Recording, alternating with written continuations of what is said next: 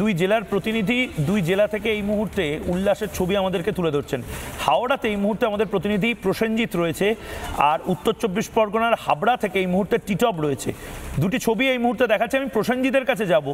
প্রসেনজিৎ, হাওড়াতে আমরা এর আগেও দেখেছি যে প্রচুর মানুষ যারা বিজেপিকে সমর্থন করেন তারা রয়েছেন। এখন তো আমি দেখছি হাওড়া ব্রিজ এই মুহূর্তে যেভাবে মানে রাস্তায় নেমে পড়েছে গেরুয়া বাহিনী, একটু ছবিটা দেখাও।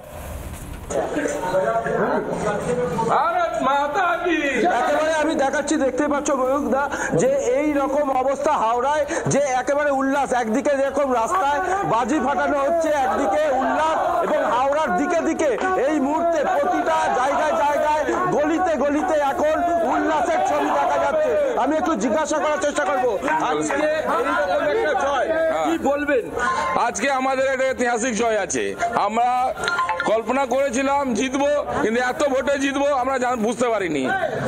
নরেন্দ্র মোদীর যে সরকার, বিকাশের রাস্তা, বিহারের নীতিশ কুমারের সরকার কাকে বলে এটা দেখা গেল।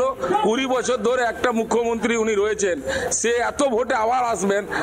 আমরা হাওড়ায় গলিতে গলিতে রাজপথে দেখা যাচ্ছে আপনাদের উল্লাস, বাজি ফাটছে, কোথাও রাস্তায় মিছিল করা হচ্ছে। কি বলবেন, এই উল্লাস কাকে অভ্যর্থনা জানাচ্ছেন? এই উল্লাসের পেছনে কারণ আছে। কারণটা হচ্ছে আপনারা জানেন, গঙ্গার যে জল না বিহার থেকে আসে, এসে পশ্চিমবাংলা হয়ে বাঙ্গাল খাড়িতে চলে যায়। আমরা এখানে যে পশ্চিমবঙ্গে যে সরকার যে চলছে, এই যে দুর্নীতি সরকার, ধর্ষণকারী সরকার, চুরি সরকার, চাকরি চুরি সরকার, মানুষ মারা সরকার, ডাক্তার মারা সরকার, এই সরকার পুরো পাকের মধ্যে রয়েছে। আমরা পদ্ম ফুল ফোটাবো, এই মাননীয় মমতা ব্যানার্জিকে আমরা বাংলাদেশে পাঠিয়ে দেবো, সেই জন্য আমরা উল্লাস। আমি একটু তোমাকে থামাচ্ছি। এই মুহূর্তে ফুল কনফার্মেশন, 100% কনফার্মেশন যে খবরের আসছে, বিজেপি 1 নম্বর দল হিসেবে এখনো নিজের কনসিস্টেন্সি বজায় রাখছে। 12:45 বাজে এই মুহূর্তে ব্রেকিং নিউজ। বিহারে 1 নম্বর দল হিসেবে উঠে এলো বিজেপি। জেডিইউর থেকেও বেশি আসন এই মুহূর্তে বিজেপির পকেটে। নীতিশ কুমারের থেকে 88 হয়ে গেল। আমরা 85 শেষবার দেখিয়েছিলাম, অঙ্কন 87 বলছিল, 88 হয়ে গেল অঙ্কন। ম্যাজিক ফিগার ছাপিয়ে 194 আসনে এখন এগিয়ে এনডিএ। টিটপ এই মুহূর্তে হাবড়াবাসীদের সাথে রয়েছে। টিটপ, হাবড়ার যারা বিজেপি কর্মী তাদেরকে এই সুখবরটা তোমরা দিতে পারো যে বিহারে এই মুহূর্তে বিজেপি 1 নম্বর দল, মানে নীতিশ কুমারের থেকেও বড় দল এই মুহূর্তে বিজেপি।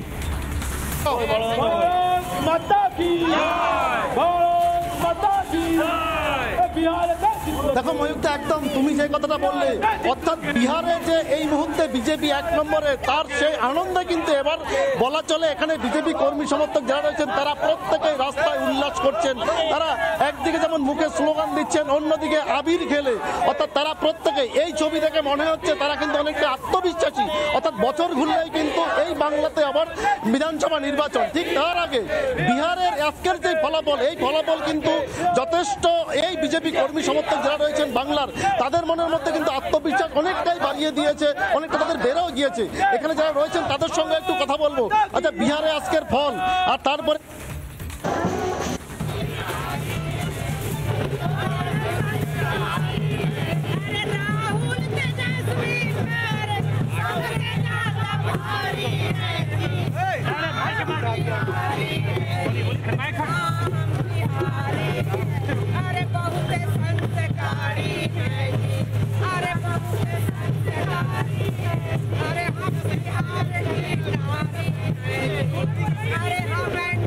শুভেন্দু অধিকারী এই মুহূর্তে তার বক্তব্য, এবং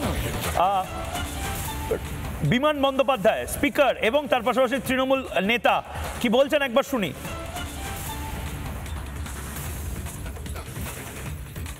মানুষ ভোট দিয়েছেন, ভোট দিয়ে জনগণের রায় যারা ক্ষমতায় আসবে তারা নিশ্চয়ই তাদের সবাইকে আমি অভিনন্দন জানাই।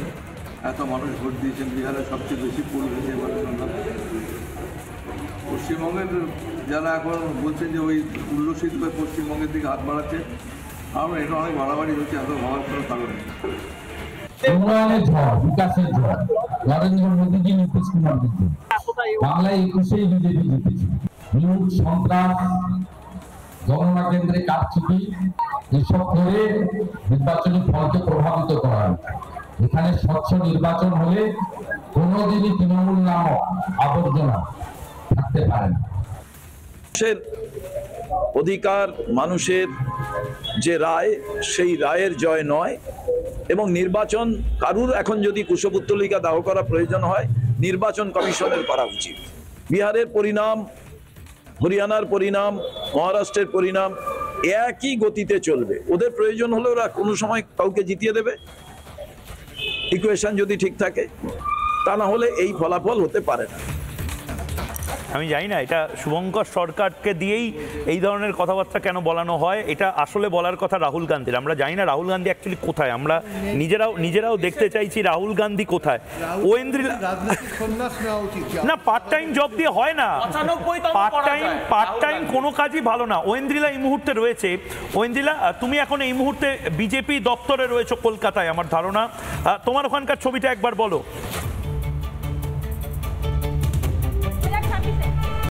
নানা ধরনের কন্টেন্ট দেখার জন্য লাইক করুন, শেয়ার করুন আমাদের ফেসবুক পেজ, সাবস্ক্রাইব করুন আমাদের ইউটিউব চ্যানেল। পাশাপাশি অন্যান্য ব্রেকিং নিউজের জন্য অবশ্যই চোখ রাখুন রিপাবলিক বাংলায়।